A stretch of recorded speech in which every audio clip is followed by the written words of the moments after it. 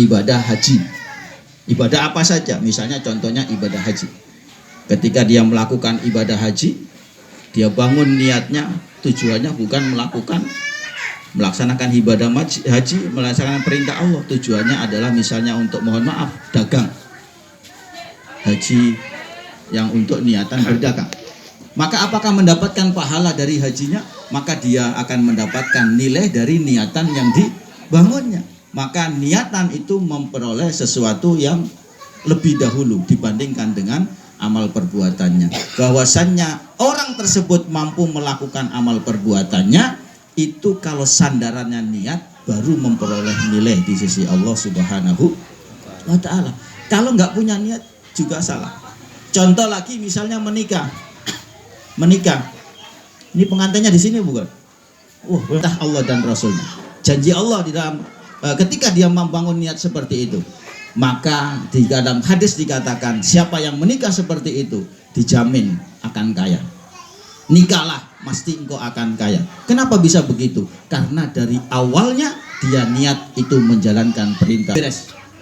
Tapi kalau mohon maaf, ternyata yang saya wakilin itu tidak lebih cakep, jauh kualitasnya, maka otomatis urusan yang saya wakilkan bisa jadi lebih molor atau mungkin nggak selesai.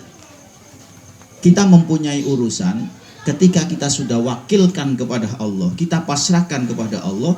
Allah adalah zat yang maha segalanya, yang luar biasa, maha kuasa, maha mengetahui dan lain sebagainya. Maka otomatis urusan kita akan jauh lebih beres. Maka bangunlah niat di pertama, maka nilai pahala nikah itu akan menjadi amalan yang luar biasa, bahwasannya disandari dengan niatan yang di awal. Ibadah yang paling enak itu ya nikah. Ibadah yang awet enaknya. Dari awal nikah itu, kalau nikahnya sampai meninggal 50 tahun, 50 tahun lamanya menikah ya enak terus. Katanya orang-orang nikah itu enaknya, katanya cuma 10%. Yang 90% enak banget, katanya begitu. Tapi nggak tahu apa benar apa enggak. Tapi begitu yang dikatakan bahwasannya namanya menikah itu diniatin seperti itu, tujuannya adalah mencari ridhonya Allah Subhanahu wa ta'ala. Dan niat itu dibangun ketika nanti suaminya di majelis taklim dan lain sebagainya, dia diangkat kemuliaannya ketika diberikan di dunia, maka orang-orang tersebut saya bebaskan agar mereka bukan menjadi budak saya, tidak mengabdi kepada saya tidak mencari kemuliaan dari keilmuan saya, kata Imam Muhammad bin Ghazali. Jadi biarkan keilmuan itu, kemuliaan itu saya nisbahkan, mudah-mudahan diberikan Allah di akhirat. Maka dia tidak mencari penghormatan, pujian ketika dia berada di dunia. Engkau saya permalukan, engkau saya hina, engkau saya rendahkan, engkau saya ini.